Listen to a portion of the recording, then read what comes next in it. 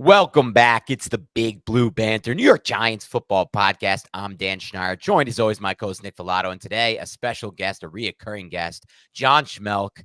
And we are so excited to get John here, John, because we've been touting this and we've been talking about this, and we love to get your perspective as somebody who's there every single day. And now we actually have a little bit of boots on the ground ourselves because Nick has been at Giants practices and he's now working with the media as a credentialed member, and it's really good to get his insight as well. I know you two met live at camp, which was fun too. Nick told me about that, so that was cool.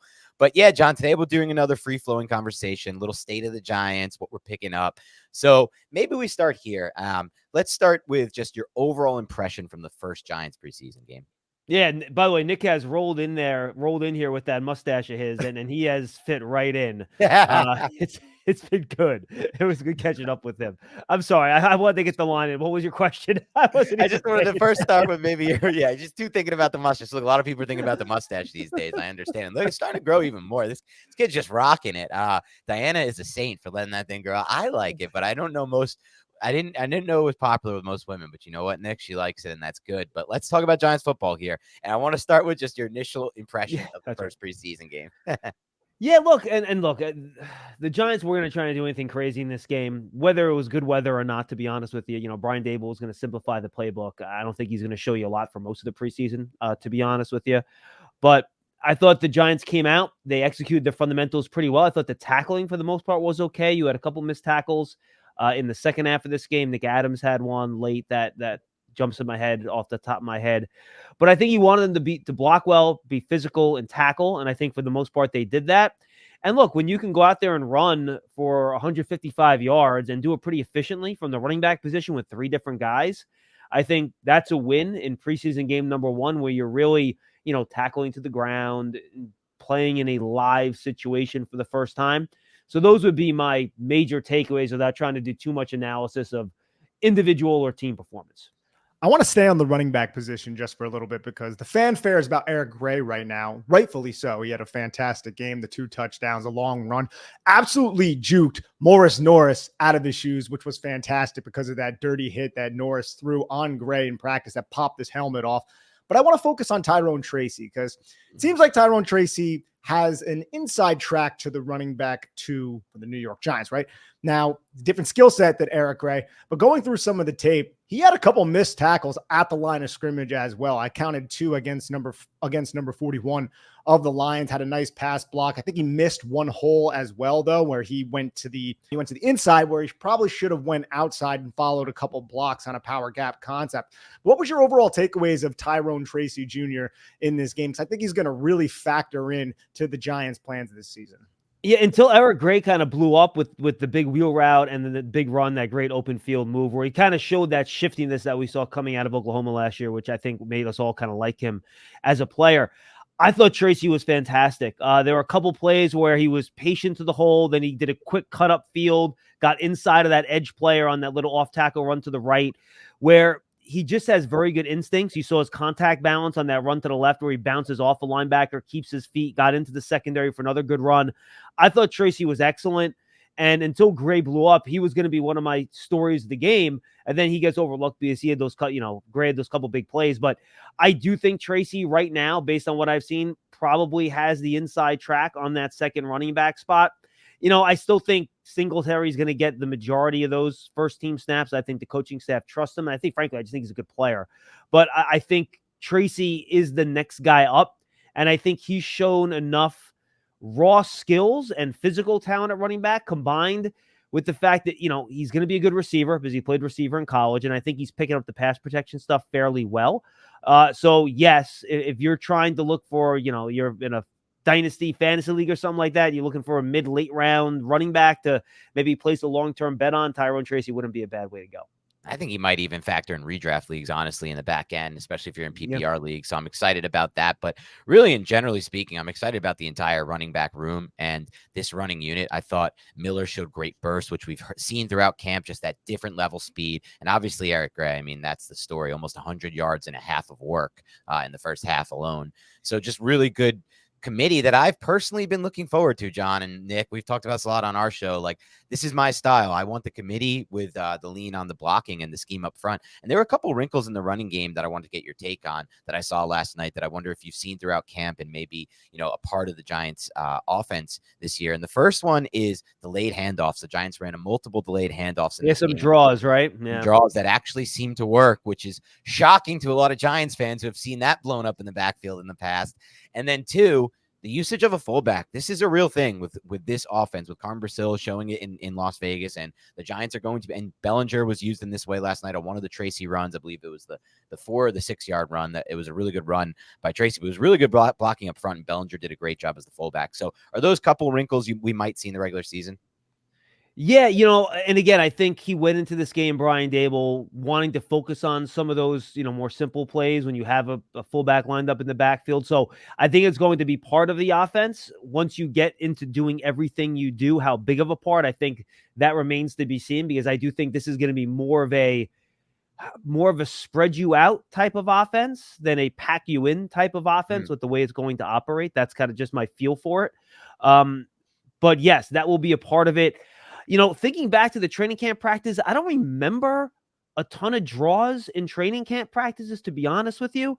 So I was pleasantly surprised, and I think maybe those plays are going to work a little bit better. I mean, look, you had Saquon Barkley. Here's a really talented runner, but you do have a bunch of guys that, can make the initial man miss in the backfield, which I think, you kind of need a little bit when you're running those draws in case you get some penetration. So, yeah, I think you could see both of those play a role. And again, if you're becoming more of a passing team, right, and teams are going to start looking for you to throw, that's when the draw play becomes a little bit more effective, because you drop back, you don't hand it off right away. Linebackers start to get depth. They start to drop back on you.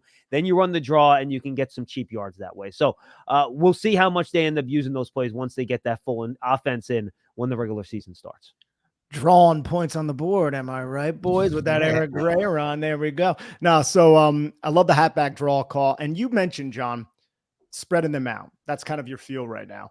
It does also feel like that's going to probably lean more towards 11 personnel, because the Giants have Wan'Dale Robinson, Jalen Hyatt, Malik Neighbors now. How do you think the 12 personnel package is going to be utilized by this offense? Because we've seen some creative things throughout training camp that makes me excited about the 12 personnel package that seem to deviate from the typical usage of the 12 personnel package around the NFL. Yeah, and look, and I think with the Giants' variety of tight ends, I think it gives them a lot of formational versatility with how they're going to use their 12 personnel. We're not really supposed to talk a ton about what we see in terms of player positioning, but let's just logically look at what the personnel is, right? You got to like Chris Manhertz, who I think they really do like as a blocking tight end, more as an inline guy. You mentioned Bellinger as a fullback. I thought, frankly, he was a better fullback blocker last year than he was an inline blocker. So you can use him in that role. Once Lawrence Gager gets back from that hamstring injury, he's a guy you can line up wide. So even if you're in 12, you can present 11, because you can line him up in the slot and almost use him as a virtual wide receiver, right? So you have guys that you use in different ways. So if you run 12 personnel, you can look like 11, you can look like 21. You can even look like 22, depending on how you want to line up, right? So I think that does give you some versatility there. That's going to be a way to exploit some of the defenses in this division, because there are some defenses that have some slow, older linebackers in this division right now. So I think the mismatch element with Brian Daboll being the play designer and play caller with the 12 personnel package is something that I'm going to be looking forward to seeing throughout these NFC East games. Yeah, real quick, I think, Philly and Washington, older linebackers, right? Bobby Wagner, and maybe a little bit bigger. Yeah, Wagner, and then even Devin White, who I don't think is the best coverage guy, more of a physical line of scrimmage guy.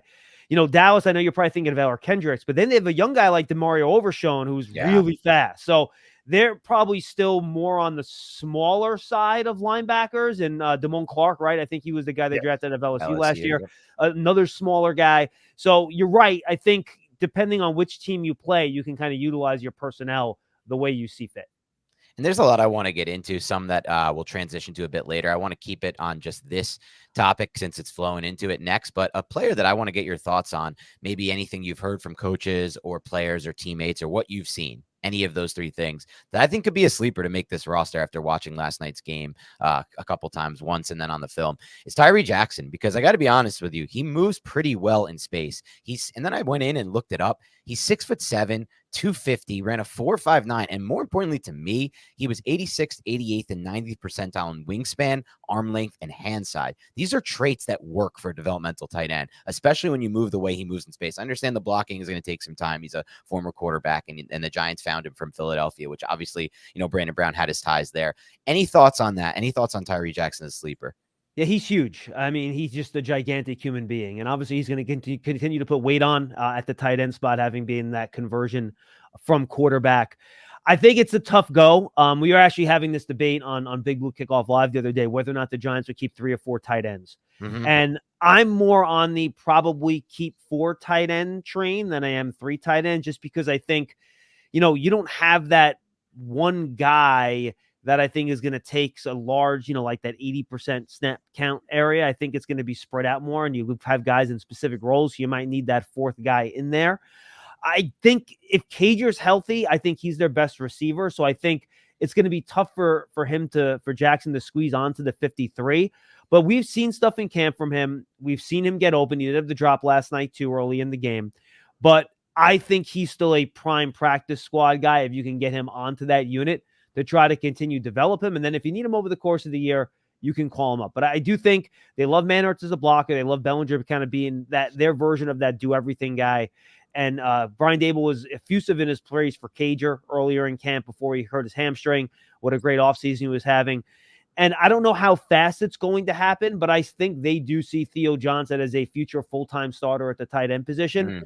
Mm-hmm. Tight ends is the toughest spot, I think, on offense for a guy to make the transition from college, because your role is so much different. You have to learn everything: run game, pass game, blocking, everything. It's really tough at tight end. But I do think they have really high hopes for him. Again, how fast that's going to happen, we'll have to wait and see.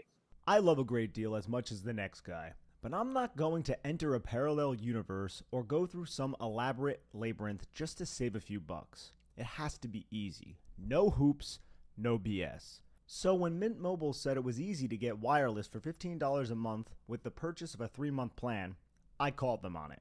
Turns out, it really is that easy to get wireless for $15 a month. It's easy to switch to. The website has a good interface. I have a couple buddies who have recommended this to me. They speak highly of Mint Mobile. Get started. Go to mintmobile.com/BBB. That is 3 Bs. There you'll see that right now, all 3-month plans are only $15 a month, including the unlimited plan. Plans come with high-speed data and unlimited talk and text delivered on the nation's largest 5G network. You can use your own phone with any Mint Mobile plan and bring your phone number along with all your existing contacts. Find out how easy it is to switch to Mint Mobile and get 3 months of premium wireless service for $15 a month. To get this new customer offer and your new 3-month premium wireless plan for just $15 a month, go to mintmobile.com/BBB. That's mintmobile.com/BBB. 3 Bs, triple B. Cut your wireless bill to $15 a month at mintmobile.com/BBB.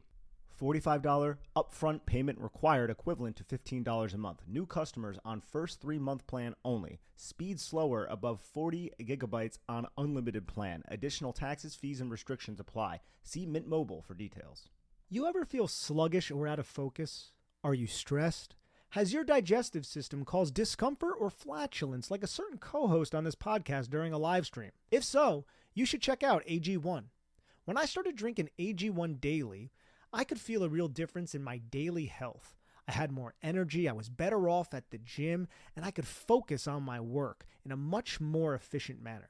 That's because AG1 is a foundational nutrition supplement that supports your body's universal needs like gut optimization, stress management, and immune support.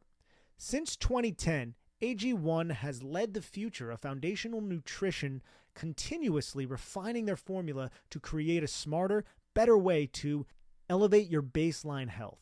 Not only did I replace my multivitamin with AG1, but I love that every scoop also includes prebiotics, probiotics, and digestive enzymes for gut support.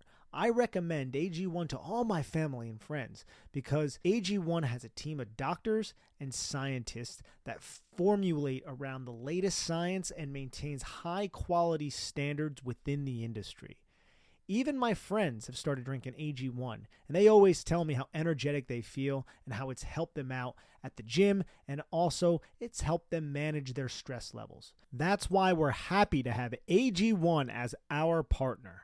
If you want to take ownership of your health, it starts with AG1. Try AG1 and get a free 1-year supply of vitamin D3, K2, and 5 free AG1 travel packs when you first subscribe. Go to drinkag1.com/banter. That's drinkag1.com/banter to check it out. Our mental and physical well-being is of the utmost importance. Whether you're a world-class athlete or a podcaster like me, we all need to take that very seriously. That's why I'm excited that Unified Healing is sponsoring this episode of the Big Blue Banter podcast. Unified Healing is a new and super innovative global network of wellness centers powered by Energy Enhancement System, or EE System. If you haven't heard of the EE System yet, you'll want to listen up. This technology promotes wellness, deep relaxation, purification, and rejuvenation. Whether you're here in New York, New Jersey, Arizona, if you will, or hundreds of other locations across the globe, access to a center is easy and affordable. Interested in experiencing the EE System technology for yourself? Go to unifiedhealing.com/banter to learn more and find a center near you. That's UNIFYD healing.com/banter. No material or testimonials on the Unified Healing website are intended to be viewed as medical advice or a substitute for professional medical advice, diagnosis, or treatment. Always seek the advice of your physician or other qualified healthcare providers with any questions you may have regarding a medical condition or treatment. And before undertaking a new healthcare regimen, include EE System. About Tyree Jackson, homeboy has to be really freaking tired because the guy played like the entire game, right? I hope he's hydrating right now. The guy's probably sore as hell because he is that last tight end on the depth chart right now, and he was forced to play the entire second half. I don't know if I have or anybody has the plays, how many plays he ended up I am playing. looking it up right now. Yeah. Yesterday, Tyree Jackson, 60 said he had played the second most snaps on the team, 39 snaps, 67% of the snaps. And he also played 5 special team snaps too. There you go, Tyree Jackson. Get your bread out there. I want to get to a couple of the big, broad topics that we wanted to discuss today, John. And I want to start with this one, the Giants offensive line. So here are my early impressions of what's going on right now with the Giants offensive line. I've been watching in training camp, and they've been holding up in the practices the Giants have had on their own. Joint practices, pretty solid job holding up. And I'm talking about all 3 units for the most part. Second unit obviously has had some struggles with Drew Lock and pass protection. But in the run game specifically, I feel like the Giants have taken a massive jump. And then last night in the preseason game, I saw something that I feel like, John, I haven't seen more than a handful of times in the last 5 years. And that was a well-executed screen pass. And I know a couple of screens didn't go their way, but the one that did had guys flowing in space, locating at the second level, and everything looked in sync. I feel like there's been a nice steady drumbeat for the Giants offensive line in general under Carmen Brasillo. What's your feel right now on the Giants offensive line through camp? Yeah, I think it's better. And I do think you linked it back to Brasillo where I think he's just a really good teacher. And I think he has these guys just playing good fundamental technique and football up there. And I think it's showing. And I had a chance. I interviewed Brian Dable for the pregame show last night. And as Nick can attest, when Brian Dable gives answers to questions a lot, he'll answer them, but they're short.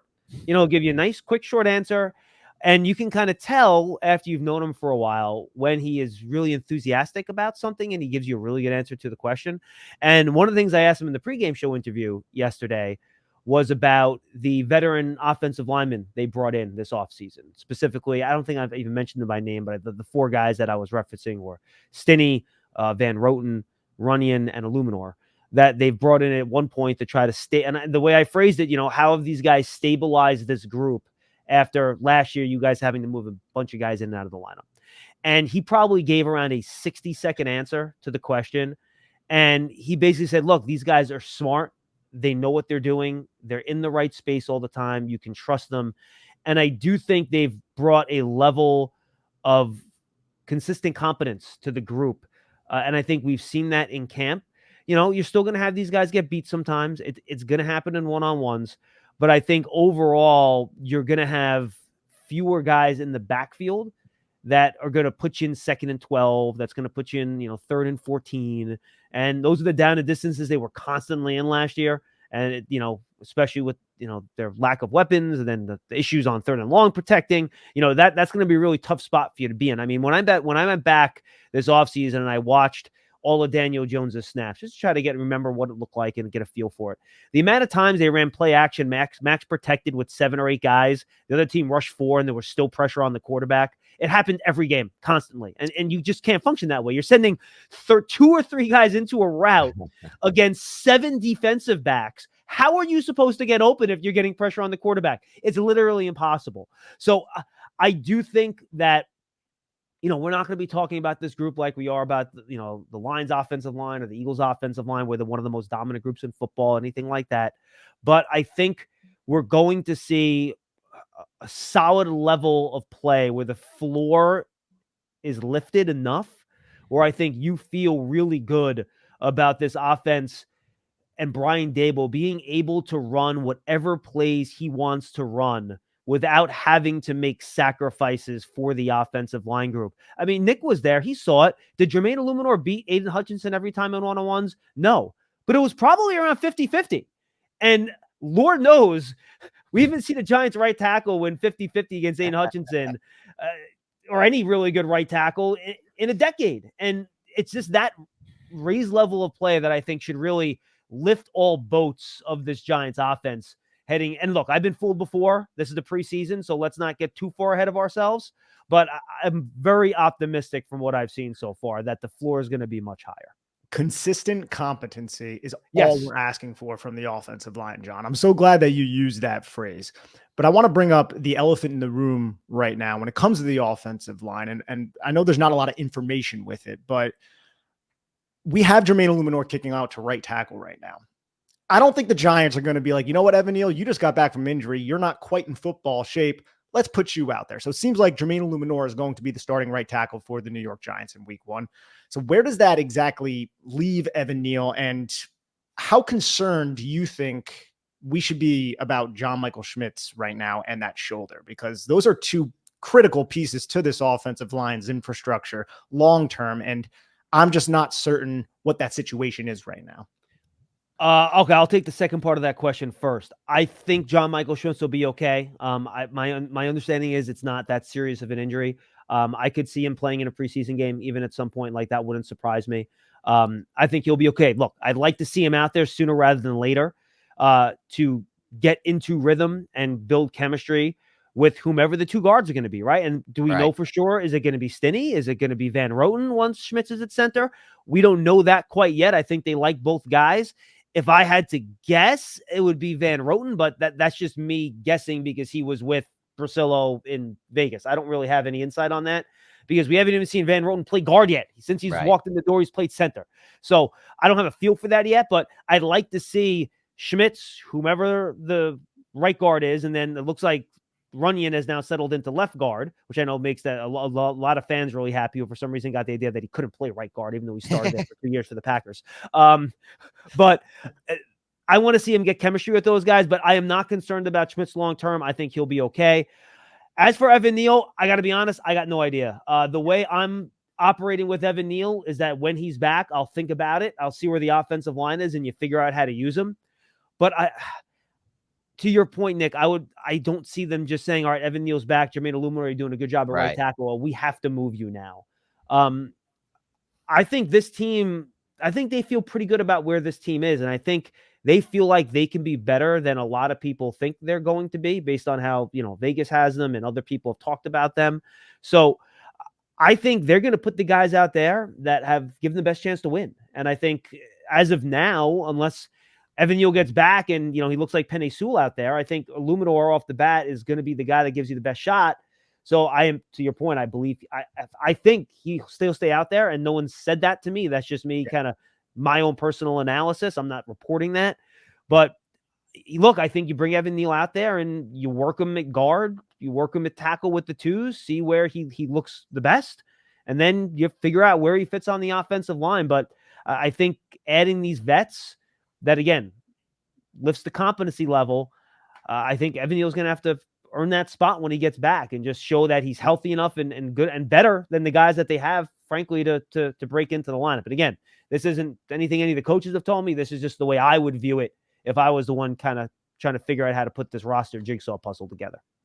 Couple quick thoughts on that. I'll first say, from a sports psychology standpoint, I really wish that every season could be like this one, where the Giants are just counted out like this, because you know that, like, there's just something to it as an athlete and a human being. When people count you out like this, it feels like when those expectations aren't there, you can deliver your best at times. The back against the wall, it's not always going to happen like that. Like, obviously, Patrick Mahomes has expectations every year and seems to deliver on them. So there's the other side of it too. But on the offensive line front, the way I look at it right now, like, for me, long term, like, I'm intrigued by having the possibility of Andrew Thomas and Evan Neal next to each other at left guard and left tackle in the run game. I'm very That's a lot of intrigued beef, by that, man. because That's the Giants have beef. done that in the past, where they've overloaded the tackle to one side, and it was Neal on Thomas's side or Thomas on Neal's side, and it's been really good for them in the run game. So I'm still intrigued by that.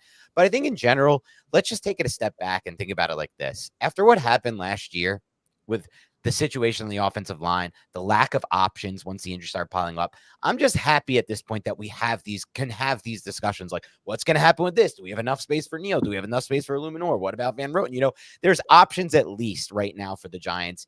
And honestly, if it requires them keeping an extra offensive lineman than they typically do on the roster, I'm kind of okay with that, making that sacrifice on special teams or wherever that sacrifices need to be made, a developmental tight end or developmental skill position player, because it's most important to me to get this offensive line right and have actual options for when the injuries inevitably do come. Yeah, and they will come, right? And I'm with you. And I think one of the important spots right now to figure out, again, I'm going to consider Evan Neal hurt. I'm not going to put him into the equation right now. Who's your swing tackle, right? I mean, at this point, if Illuminor is your starter, you know, you thought, well, okay, if Neal's a starting right tackle, Illuminor is the guard, well, he can also act as your swing tackle, right? If one of the tackles go down, Illuminor kicks out, you bring in Stinney to play guard, and you're fine. But if Illuminor is your starter, well, now who's your swing tackle, right? Mm-hmm. And I think the two guys that started last time will be the guys I'd keep an eye on, Ezeudu and Joshua Miles. And not a lot of people have talked about Joshua Miles in camp. Right. He's done a nice job.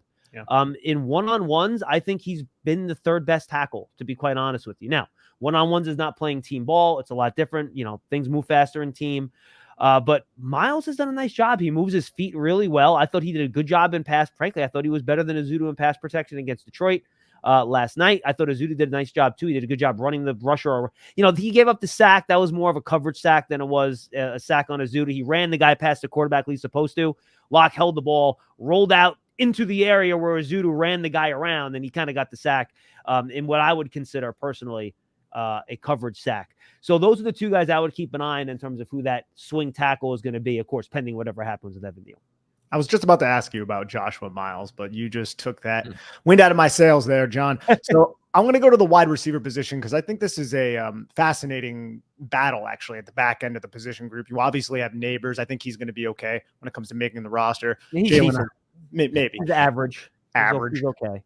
Jalen Hyatt, Wan'Dale Robinson, and Darius Slayton. And then I look at Isaiah Hodgins, who's a player the Giants love to use as a blocker, especially on these pin pull concepts. I think we're going to see more of that to the left side this year with Andrew Thomas being healthy. But I'm not going to sit here and just say, do you think there is a heated roster battle between Isaiah Hodgins and Allen Robinson? But do you think there is a heated roster battle right now between Isaiah Hodgins and Allen Robinson?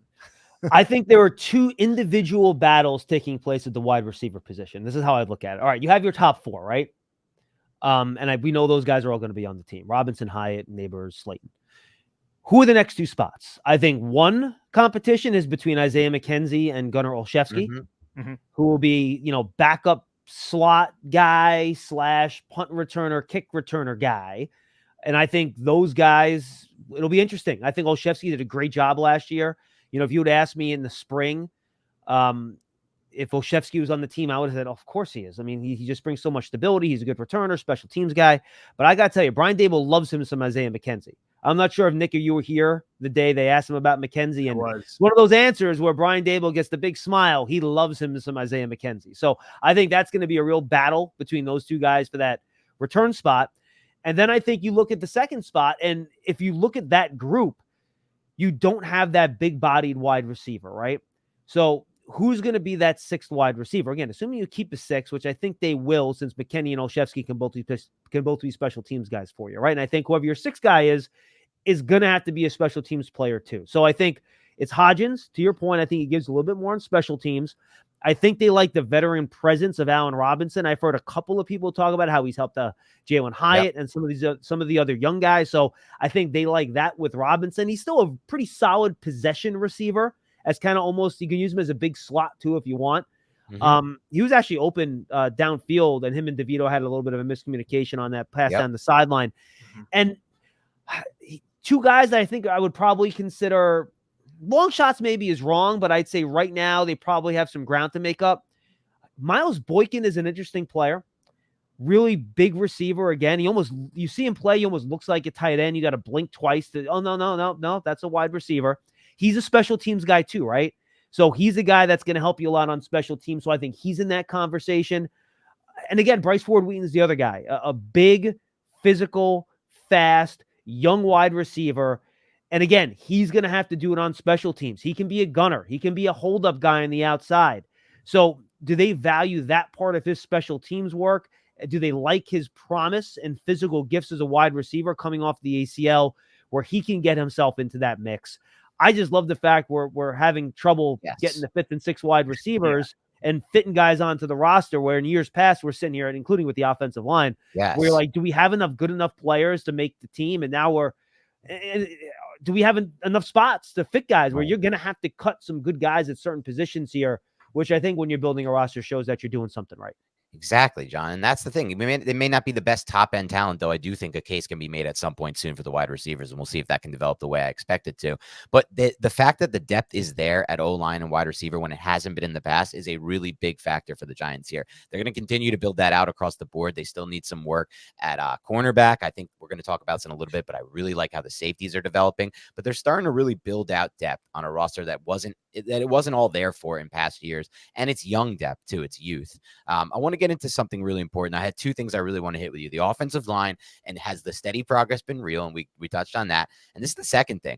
What's been your overall feel so far for the difference in what we're getting from Brian Daboll to Mike Kafka when it comes to calling plays, designing the offense? Because this is the first year we're potentially going to have that. It's been that way in training camp, and I'm pretty sure it was that way last night in the preseason game. What's the overall feel you've had in camp? Anything you've heard, anything you've seen? Yeah, I don't think the design is any different. I think they always design the offense together. So I don't think putting the game plan together and designing the offense is frankly going to be any different. The behind the scenes stuff, even when Kafka was the offensive coordinator, guess what? Brian Daboll, it was his offense. Like, there was a reason why when they bring in all these guys from the Bills and like, oh yeah, we know this offense. It wasn't bringing in guys from the Chiefs and they said, we know this offense. It was guys they brought in from the Bills and they knew this offense. So this was always Brian Daboll's offense. So I don't think the design and the game and what plays are on the play sheet heading into Sunday are going to be any different. I think that's going to remain consistent. Now, then you get to the question is that how do you call the game? And I think that's where, and even in practice, right? That's where I think maybe we've seen some more downfield stuff, some more shot plays, trying to make sure you push the ball. And I think Brian Daboll, since he's calling plays now, is probably spending a little bit more time with the quarterbacks too, right?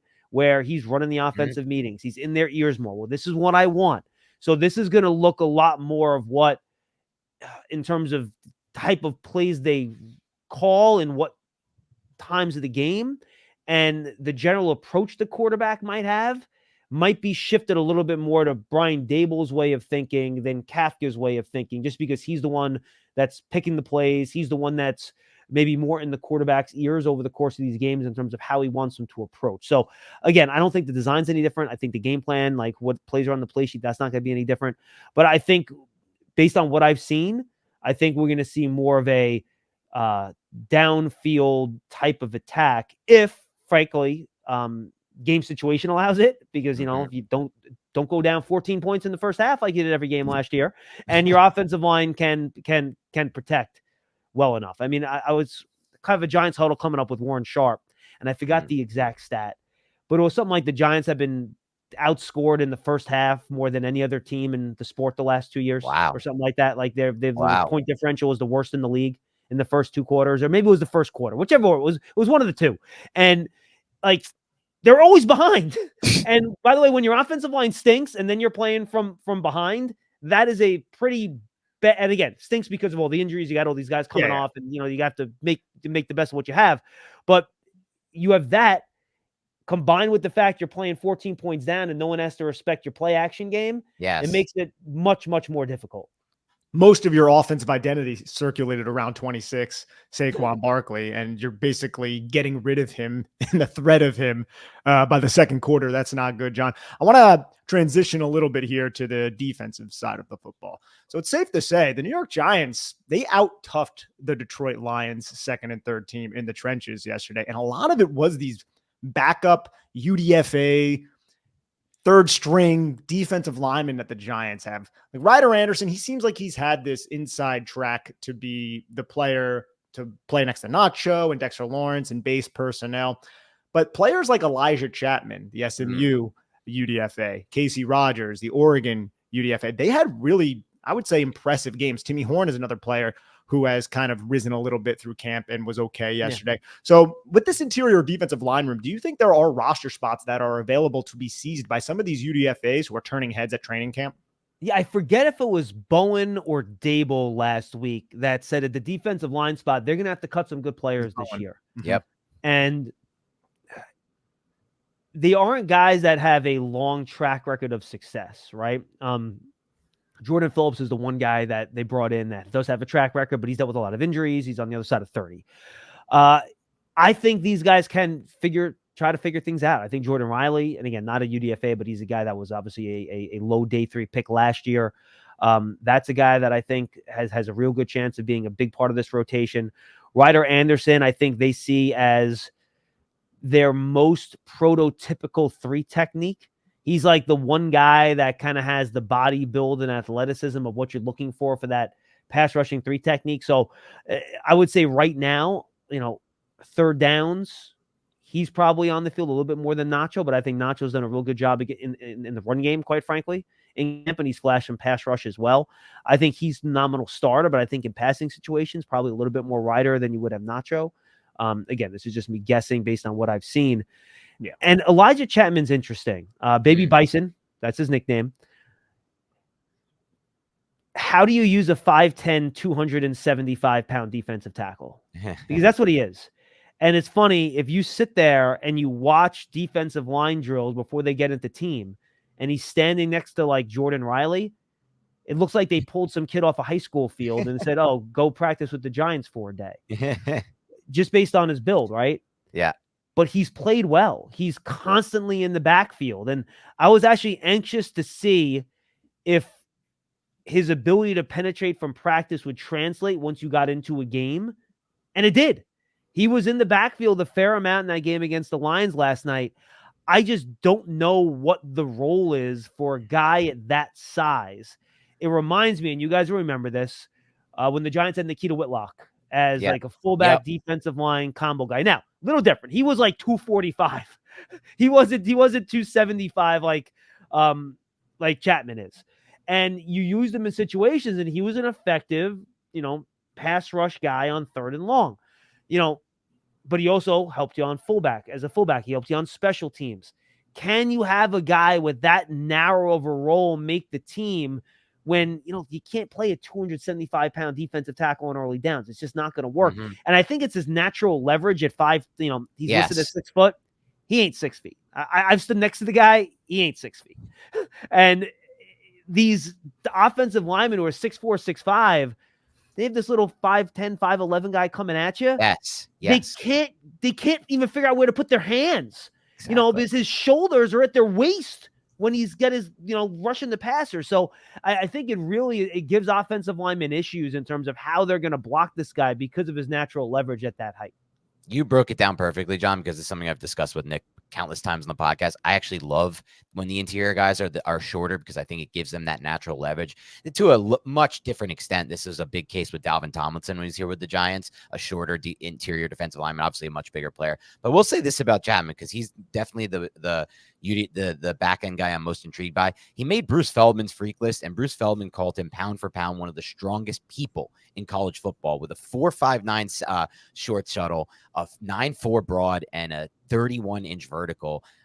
Just really interesting numbers for him, considering his build. So I'm definitely intrigued by him, but I want to keep it on the defense, and then maybe at the end we'll circle back, because there's still some stuff I want to ask you, like long-term stuff with the Giants, especially the Malik Neighbors impact. But let's stay defensive line for now. First team. This is not going to be based on what we saw in the preseason. This is going to be based on the joint practices with the Lions and training camp.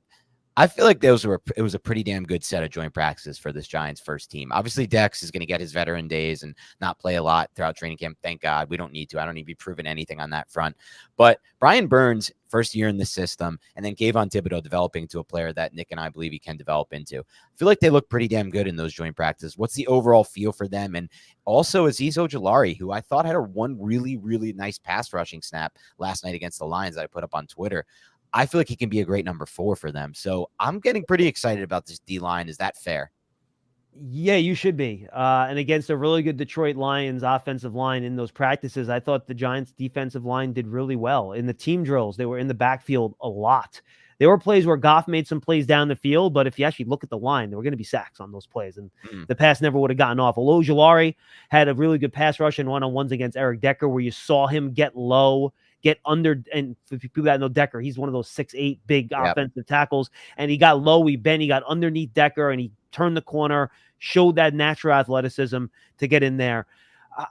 And we know Brian Burns is unbelievable. I mean, he's as good as I thought he was going to be. If the Giants, again, can play with the lead a little bit, which is something that Burns did not do in Carolina either, who's also been bad the last 5 years.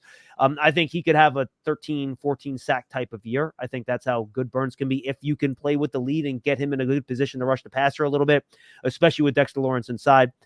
Kayvon Thibodeau is intriguing. It's been twice now when he's been asked about him and Burns. He said Burns is more the bendy, twitchy guy. I'm more of the length power guy. And when I watched Thibodeau in college, that's not how I would have described him in his pass rushing style. He was a burst off the line, speed to the edge, win outside guy. And I can't wait to talk to Thibodeau one-on-one. I'm going to try to get him on the radio for the pregame show, one of the first couple of games, because I want to talk to him about this, and I haven't had a chance to do this offseason. When did he decide that was his best route to winning in the NFL? Like, what helped him figure that out? Because I do see it. What he likes to do now, he'll like try to shock you with the long arm, swipe your hands away and get around you. And he's even saw it work, frankly, against Penei Sewell a couple times in one-on-ones, where he didn't get around him, but he collapsed the pocket a little bit. He pushed Penei Sewell into the quarterback using his length and his strength. And frankly, I think his hand usage has gotten a lot better over his 2 years in the league, where he's winning with his hands a lot, including, and that goes along with your strength, obviously. So I'm curious to see how he continues to develop that part of his game. Is frankly, he looks and rushes the passer in a much different way than he did in college. But look, they're going to need this defensive front to be dominant, because they're still figuring this out in the secondary. A lot of young guys. Cordell Flott didn't play last night with that quad injury. We'll see where he's going to be this week. You did have some blown coverages against the Lions throughout practice in those joint practices. So the front's going to have to get home, because I don't think you're going to count on this defensive secondary to cover for long periods of time. And again, have a lot of young guys. I mean, the entire starting secondary is going to be players that have not started at their position for more than a year. Jason Pinnock might have been in the league for a few years. He's only been a starting safety for 1 year in the league. 1 year. That's it. You have Dane Belton, who barely played last year. Deonte Banks is a second-year guy. Flott will be the only guy who did play a pretty good amount in his first 2 years. This is year number 3 for him, but still a young guy. Newbin is a rookie. He's competing. Drew Phillips, a rookie. He's competing. So you have a very, very young secondary.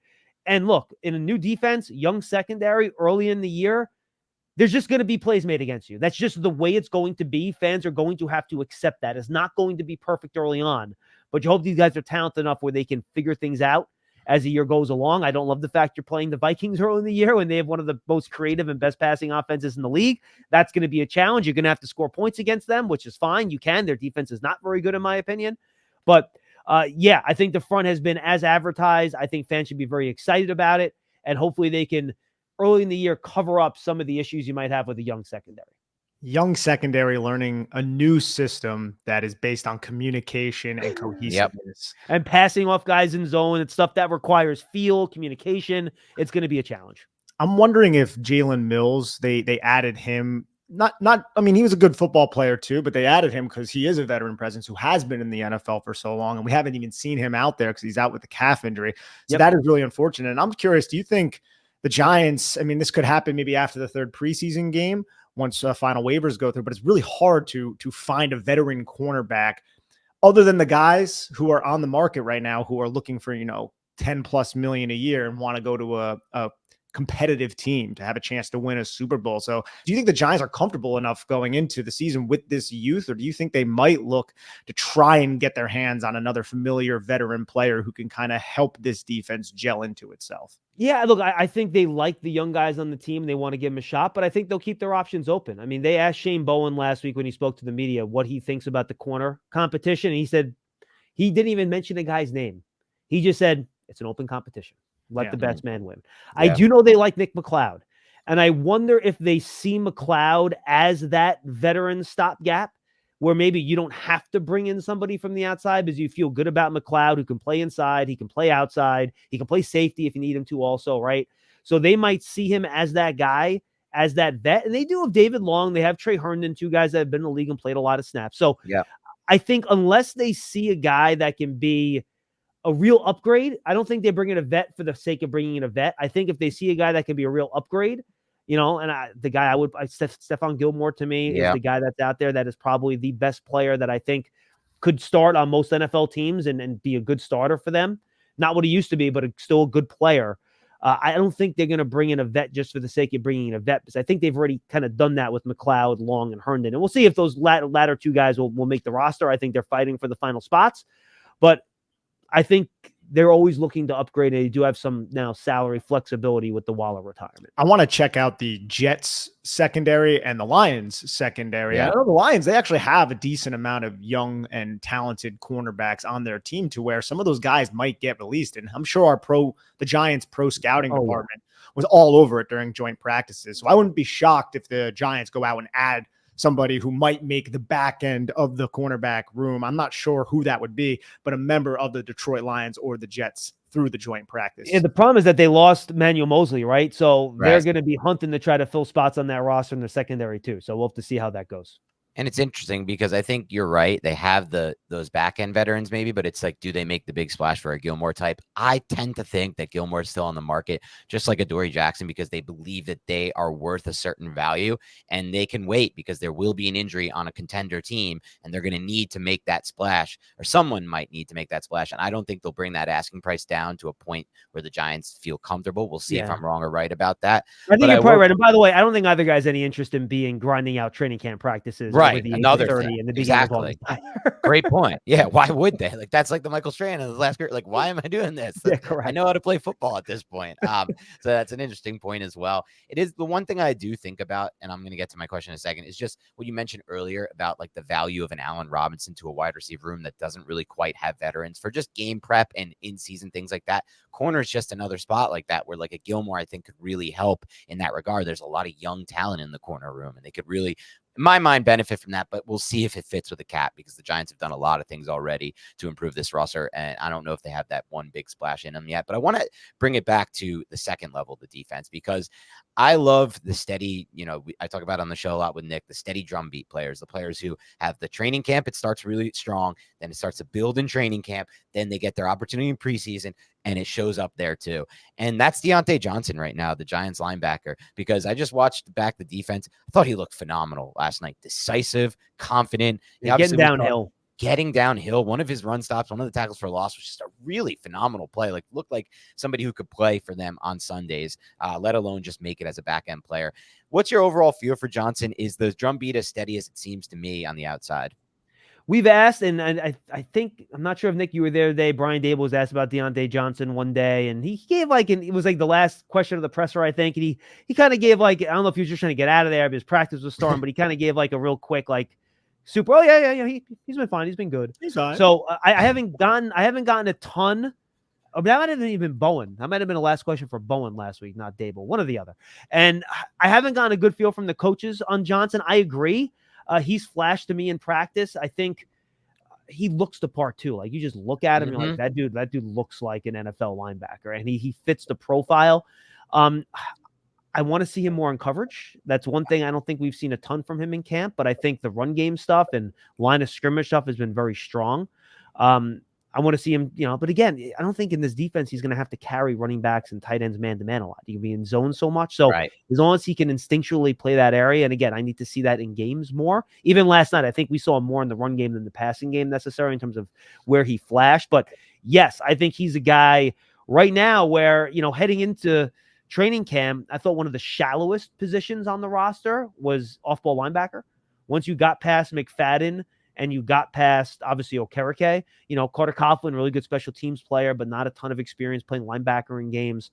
Beyond that, I mean, you're looking at Darius Musow, you're looking at Darian Beavers, guys where you just haven't seen a lot at the pro level, right? So I think Johnson has kind of set himself apart a little bit in the way he's played. And remember, they liked him. They brought him in last year as one of their top undrafted free agents. And I think he looks the part, and I think he certainly is playing a lot better. And I think I mentioned this with tight end, right? I think linebacker is probably the toughest position on defense to make that adjustment to the pros because there's so much going on, and that's the area the field offenses are constantly trying to target. So I feel like he has taken a jump in year two. And we'll see if he can, steal some snaps from Micah McFadden, who's kind of been, he's kind of been in and out, had some, little nicked up over the course of camp. So I think that'll be something to watch.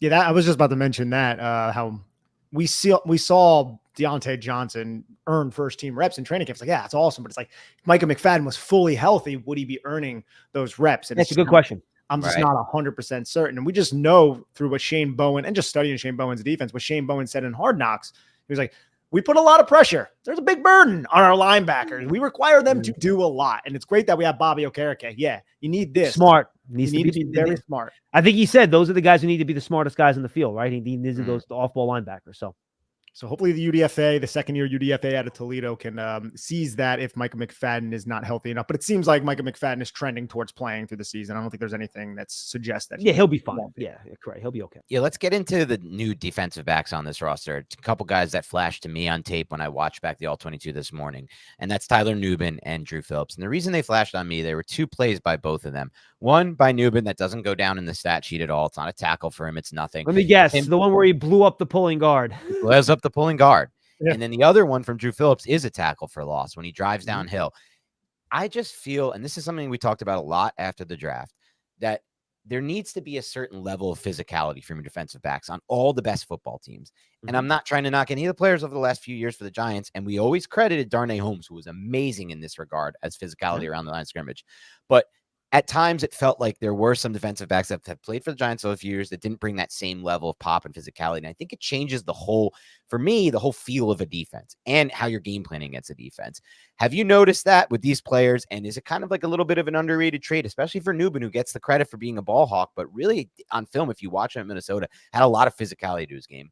Yeah. And it's funny when you talk about defensive backs, you don't say this often and people don't think about it as much, but the two areas where Nubin and Phillips have popped for me so far in camp has nothing to do with their downfield coverage ability. Yeah. It's everything around the line of scrimmage. It's their instincts. Drew Phillips has almost jumped 2 screen passes in camp, wide receiver screens for interceptions, always willing to get his nose dirty in and around the line of scrimmage. Nubin has showed the same physicality where I think both guys, and Brian Dable talked to me a little bit about this on that pregame interview. He loves the instinctualness of a lot of this rookie class. He thinks these guys have really good football instincts. They're good football players. They don't just go out there robotically do the, duties of their position, the way it's drawn up on paper. They'll use that as a basis for their responsibility. But then if they see something, they're going to react to it and they're going to go make a play. And I think you're seeing that with Nubin and Phillips early in camp. Unfortunately, Nubin, I think, is still playing catch up a little bit. He missed that first week or so with that calf injury. But I think both guys certainly have the instincts, physicality, tackling ability to impact the game that way, which I think is what some rookies do struggle with early in their career. And the fact that those guys are doing that well early bodes well. Now, let me see these guys break up some passes down the field. That's one thing I don't think we've seen a ton of in camp, carrying guys in the slot. And again, we're not going to see that as much because this is a zone defense. So a lot of times those slot guys, or if you're playing the down safety role, they have shallow zone responsibilities. Now, when you're in split safeties, Newman will be deep. We haven't seen him a ton yet because, again, he's coming back from that calf injury. So let's see these guys in space a little bit more on defense, but around the line of scrimmage, physicality, instinctualness, things like that, they've been fantastic. Any thoughts on Dane Belton as well, who's had a really strong camp? Still gets his hands on the football. He really does. Again, I like to see him if teams get him isolated in man-to-man coverage, how is he going to do in those spots? Mm-hmm. But maybe that's not that important with the way this defense is. We all kind of, and I'm included in this, we have to get our heads out of the Wink Martindale thing where the first concern I have with every defensive back the Giants bring in, well, can he cover man-to-man? And that's literally the first question I would ask myself for all these defensive backs. That's not as important anymore. Now, you're still going to have to play, 3rd and 7, 3rd and 8, rush 5, play cover 1. All NFL teams do that. Every NFL team is going to run cover 1 15 to 20% of the time. It's going to be there in the playbook. So eventually you're going to have to do that. But I think Belton has done a really good job fending off Newman to hold on to that starting spot. And I think if week 1 was tomorrow, I think Belton's the starter. So I think he's done a good job kind of holding on to that spot. And I do think they like his intelligence and his instincts as well as a football player. Remember, he played that star position at Iowa. So he was around the line of scrimmage. He had to do a lot of these different things with different responsibilities. So I think that's carried over well for him. It was Belton that resulted in the sack by Deontay Johnson on that play. Yes. That was a play action pass, and he just recognized, I think it was James Mitchell, the tight end, just not block at all. And he was like, oh, okay, I'm going to get right to his hip. Got right to his hip. Yeah, it was one of those play action boots with the tight end, fakes the block, they release, and Belton came down really quick from that safety spot. He took the easy pass away. Absolutely. Has always had great instincts. I want to get into something with you that I discussed on Twitter yesterday. It's hard for me not to be more excited about this team than I was at the start of camp. And I don't want to overlook. We've been down this path a lot, and the expectations last year, we had very high expectations for the offense. It didn't live up to it. But the reason for me is Malik Neighbors. And I want to start with this aspect of it. I think, this is just my opinion, in the 2 best seasons of Daniel Jones's career, 2019 and 2022, that's obviously not up for debate. Those are his 2 best seasons. There was one common denominator, one common factor. The coaches did a really good job of simplifying things for Daniel Jones. In 2019, Pat Shermer ran a half-field high-low read system, and that worked perfectly for Jones. In 2022, Dable figured out the best way to use Jones, which is, don't lock onto that first read. If it's not there, look for the B gap and take the run and scramble. Define things for the quarterback. And I think he struggled at times when it has been the opposite. Jason Garrett's system did not work, in my opinion, that well for him. Full field progression, full field read. So I think adding Neighbors to the mix helps define things for Daniel Jones. Look, if you have a one-on-one on the outside and defense is going to give you that, and we're going to play single high safety, which I've seen multiple times in camp and in the Lions joint practice, throw it up for him. Give him a chance at the ball. Look, we're going to have design plays where we clear out routes to provide space underneath for Neighbors. Get the ball out there into that space. Use the design of the route. And then other times, which Nick and I are hoping to see throughout the regular season, which is, look, defense is focusing attention on Neighbors. That opens up things for Wan'Dale Robinson and Hyatt. Do you feel like this Neighbors factor could be as big as I'm making it out to be in year 1? Because I think this could hit the ground running for the Giants offense as early as week 1, with that factor being a big factor in play. It's gigantic. I mean, it's huge. I forget, it might have been one of you two guys. Somebody put up on Twitter a Daniel Jones highlight reel. I think it was from 2019 when Golden Tate was still here. Mm-hmm. And all it was Golden Tate slot fades. Yeah. Where he's covered, Daniel Jones puts it up anyway. Golden Tate makes the play.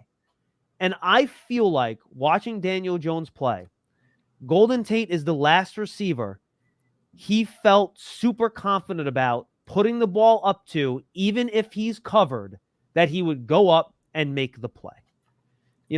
Darius Slayton's a good, solid receiver. He had some hands issues early in his career, right? He's not a huge contested catch guy, but he's a guy that can get behind, win with speed. Hyatt's one of those guys too.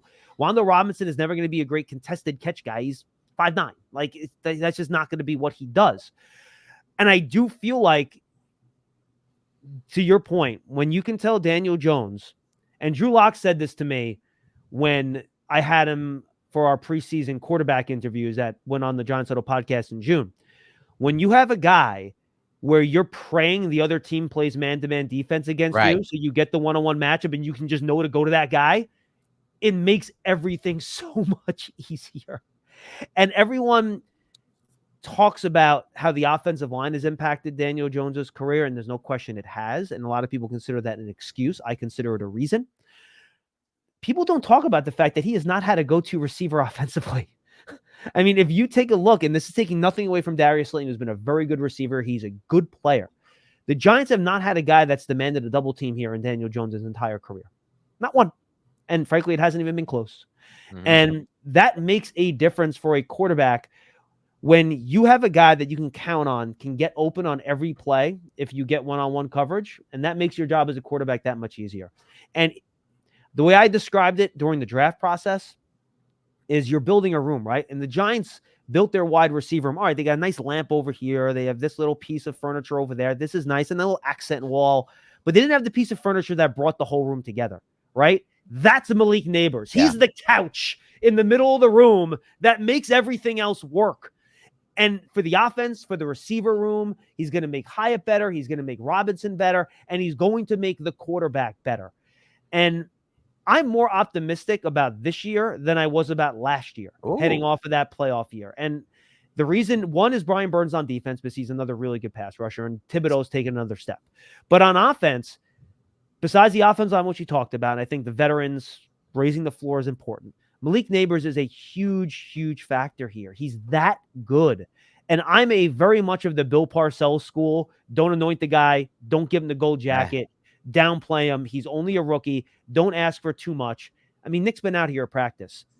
What box hasn't this guy checked? He's been that good. Best receiver I've seen here since Odell Beckham Jr., and it's not close. He's checking boxes that he didn't even need to check at LSU because there's so much space to college football. Like the contested catch box that he's looked unbelievable at from what I've seen in the clips and what Nick told me at camp. That we didn't even get to see as much on LSU tape because of the way the college football game. So there's even boxes he's checking that we didn't expect him to, or not expect him to, but we didn't know for sure he could. It's crazy. It got to the point where the Lions are rolling coverage to him in practice because they were getting annoyed that he was killing them. I mean, there's a reason in the first quarter of that game last night when Neighbors was in the game, the Lions just ran cover 2 every play. They were in cover 2 every play with the safety over the top. That's on a great Neighbors. observation, I mean, you saw John. it. Drew Lock would run play action, and it was a lot of simplified play action stuff. He'd look to Neighbors, and you had the safety over the top on him every time. I think there was one play where you had him on that kind of deep cross where they maybe Lock could have got the Neighbors, but he didn't quite get there yet in his progression. But you could see in the first preseason game, teams were adjusting their defense because Malik Neighbors was out there. And I think that's going to be something we look at all year. And it's going to make a big difference for the quarterback, who I think is going to have the best passing year of his career. And one more thing about the offense, too, that I think Giant fans, they have to recognize. I apologize for that long answer, by the way, but Neighbors, he's been that good, man. And That's a great that was a great deep dive and a great observation. Don't ever apologize for good answers. Never apologize. That was beautiful. The Giants gained a left tackle because they basically didn't have a 100% Andrew Thomas last year. They had maybe at best at his peak, other than the first drive of the season, a 60% Andrew Thomas, an Andrew Thomas that he came out and said, I wasn't as good as a run blocker. I couldn't really be operated in space as well as I can when I am fully healthy. Now he is fully healthy. The Giants are also gaining that on top of Malik Neighbors. So that's something else we have to factor in with the Giants offense. By the way, you can say they might be better this year at every single offensive line spot than they were last year. Every single one. Wow. What spot are they not going to be better at? You got to assume John Michael Schmitz is going to be a little bit better in the second year. Yes. Illuminor, if he stays out there, you think is going to be better than what they had at right tackle last year. Yes. Runyon's an upgrade. Whoever is at right guard, I think is probably going to be an upgrade too, whether it's Van Roten or Stinney, whoever it ends up being. They are going to be better at every single offensive line spot. That matters. That matters a lot. And I think a lot of what you just said, John, resonates with me, resonates with Nick. I'm getting close to that point, and we haven't discussed it yet on the show, but I do kind of agree with you. This is going to be Daniel Jones' best passing year of his career for all of the factors that you just broke down.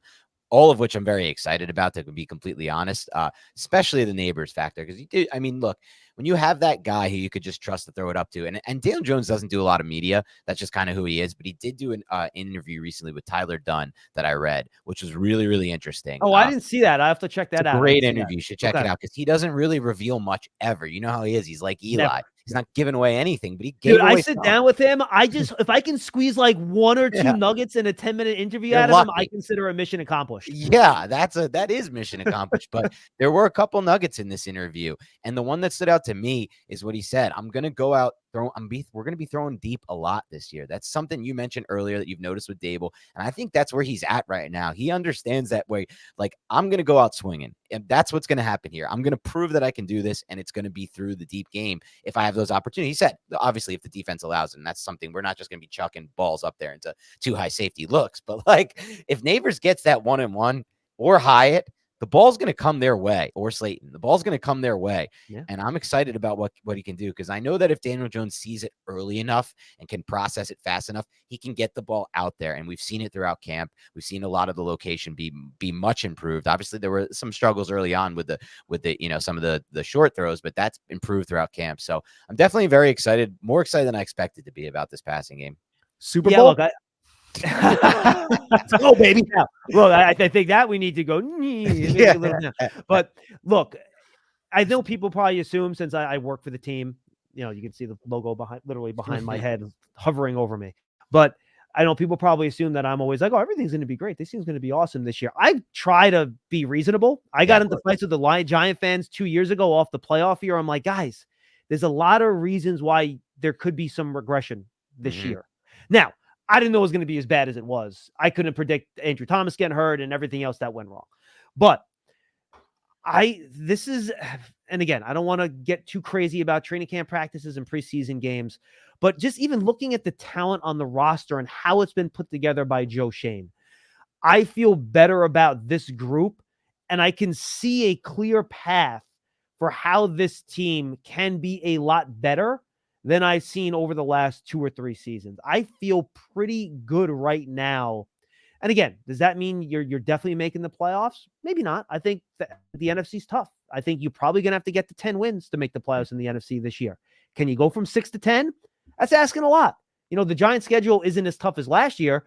You still have 4 games against the AFC North, which is, that's a bear. Brutal. It's really tough.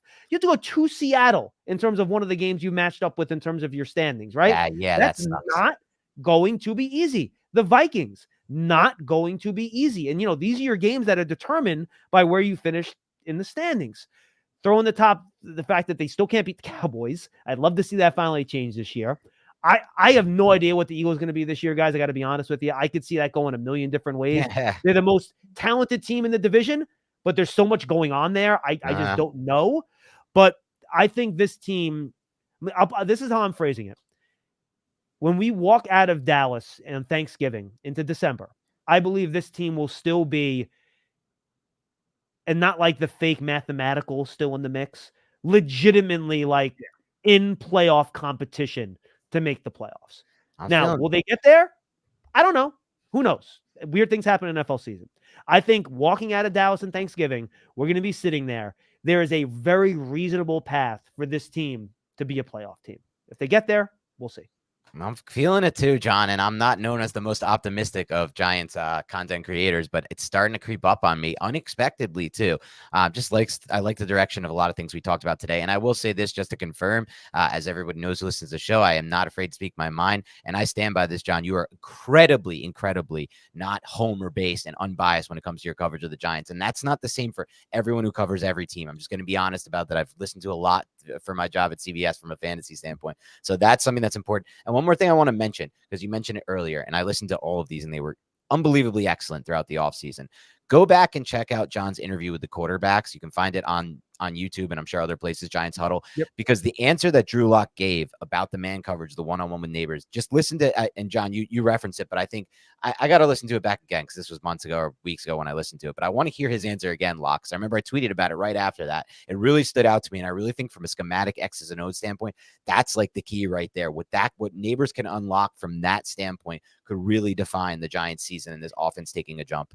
I remember Locke came from a place where he had DJ Metcalf and Tyler Yes. Lockett. He gets it. He's lived that, right, in Seattle. So I think, and it wasn't just the words of his answer. If you watch the video, it's his facial reaction and like the smile he had talking about it, where I think you really get a feel for what Neighbors can do for this offense. It's super exciting. And one final thing you mentioned, John, that I just want to reiterate because Nick and I mentioned it, is we strongly believe, and it sounded like you did, but I don't want to put words in your mouth, that the trade out of going from McKinney to Burns and Barkley to Neighbors will actually make a very positive impact on the roster. Just from a schematic standpoint, I'm a big believer that the wide receiver can make a bigger impact than the running back. Unfortunately, the running back is dependent in some ways on the offensive line.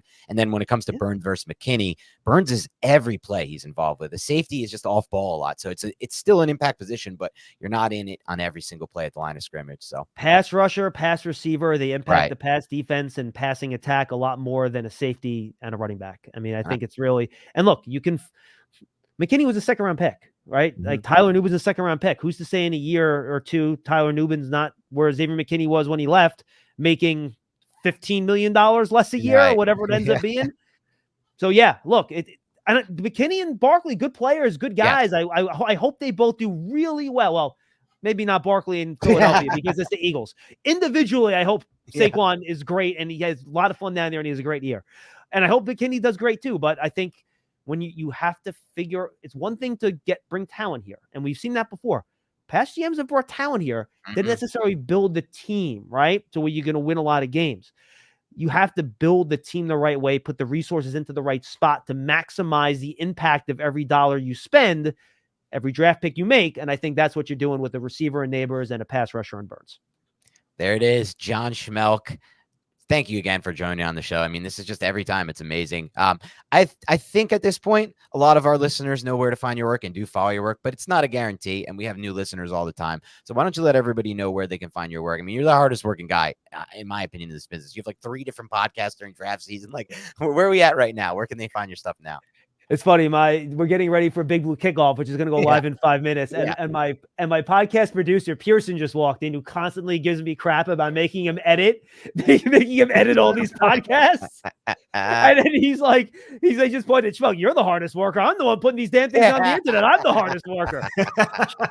Shout out to Pearson Butler. Yes, but Big Blue Kickoff live every weekday. For the next week, at least, it's 1:00. It's eventually going to go back to 12:30 based on the practice schedule. Podcast platforms, Giants app, and then the Giants Huddle podcast is our interview podcast. You're also getting our Giants 100, where we count down the 100 players in Giants history. That's going up on the Giants Huddle 2 on the Giants YouTube channel. All our podcasts hit that too. So everyone go there, search. If you subscribe, and if you're on Apple Podcasts, leave that 5-star review. That always helps us out.